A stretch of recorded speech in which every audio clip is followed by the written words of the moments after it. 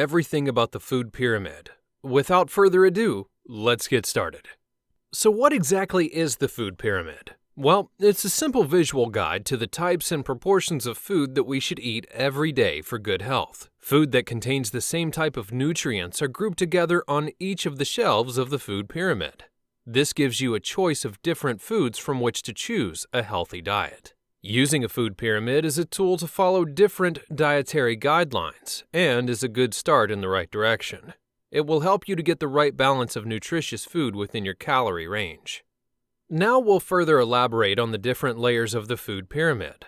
There are 3 layers of the food pyramid, which include 1. The foundation layer, 2. The middle layer, and 3. The top layer.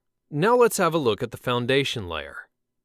The foundation layer includes the 3 plant-based food groups, which are fruits, grains, vegetables, and legumes.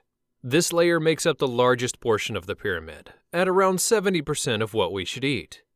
Plant food should make up the largest portion of our diet. Plant food contains a wide variety of nutrients, like vitamins, minerals, and antioxidants. They're also the main source of carbohydrates and fiber in our diet. A significant convergence of evidence suggests that plant-based diets can help prevent and even reverse some of the top killer diseases in the Western world, and can be more effective than medication and surgery. Older children, teens, and adults should aim to have at least 2 servings of fruit and 5 servings of vegetables or legumes each day. From the grains food group, we should choose mostly whole grains like quinoa, oats, and brown rice, and wholemeal, whole grain, high cereal fiber varieties of bread, crisp breads, pasta, and cereal foods, or over highly processed, refined varieties. Now we move on to the middle layer. This layer includes yogurt, cheese, milk, and alternatives, and the lean meat, fish, eggs, and legumes food groups.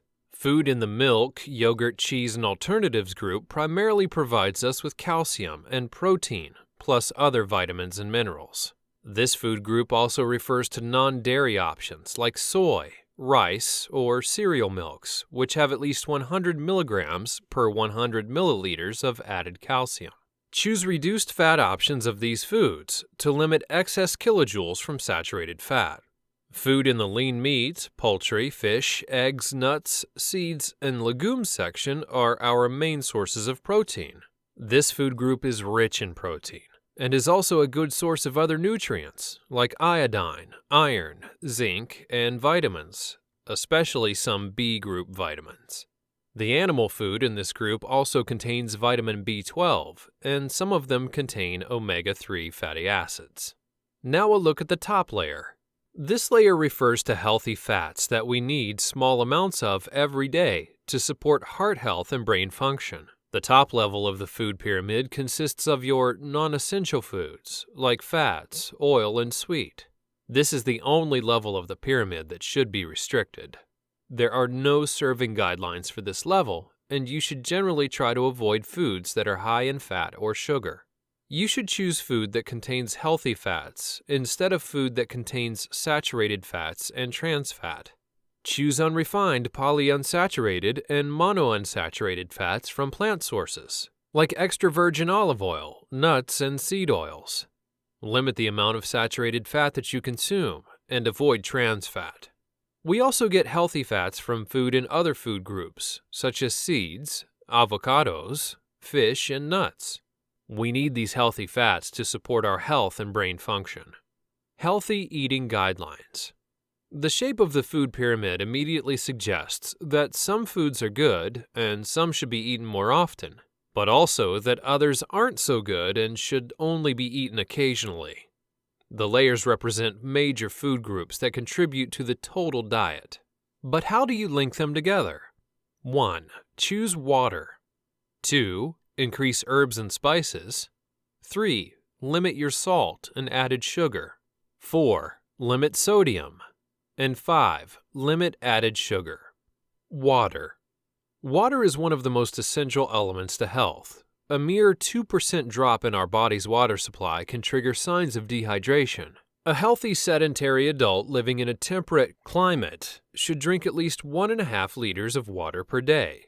This level of water intake balances water loss and helps in keeping the body properly hydrated. The water you consume through food and drinks follows a very precise route to arrive in your cells, of which it is a vital constituent. Therefore, choose water as your main drink and avoid sugary options like soft drinks, sports drinks, and energy drinks. Increase herbs and spices. The use of herbs and spices has been incredibly important throughout history. Many were celebrated for their medicinal properties well before culinary use.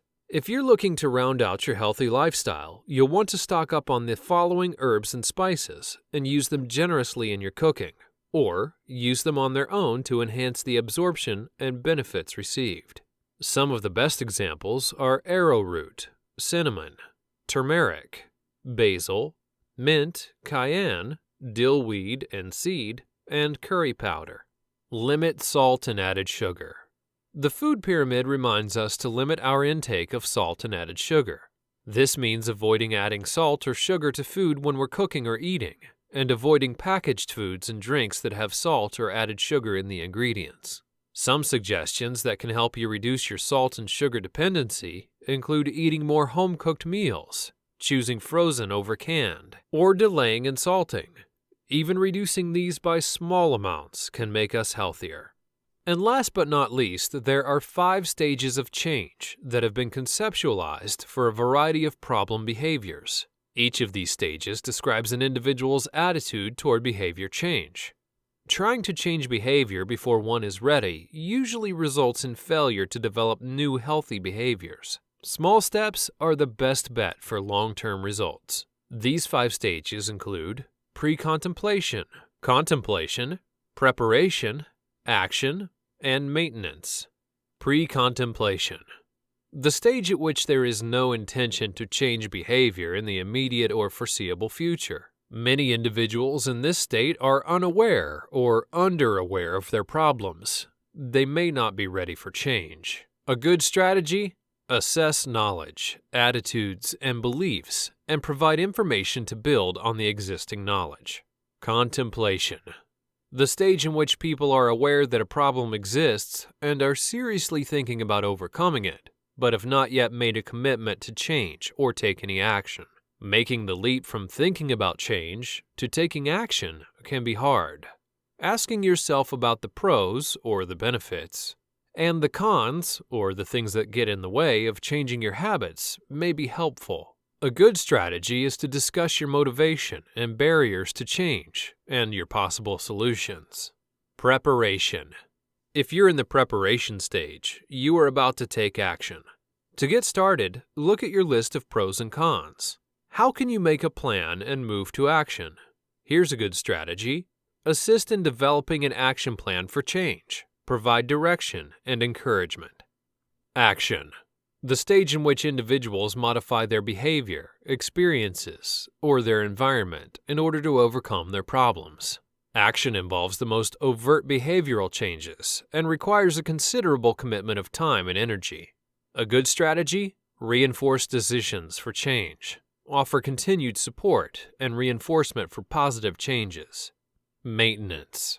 Now that healthy eating and physical activity has become part of your routine, you need to keep things interesting, avoid slip-ups, and find ways to cope with what life throws at you. A good strategy? Add variety and stay motivated. Mix up your routine with new activities, physical activity buddies, recipes, rewards, and food.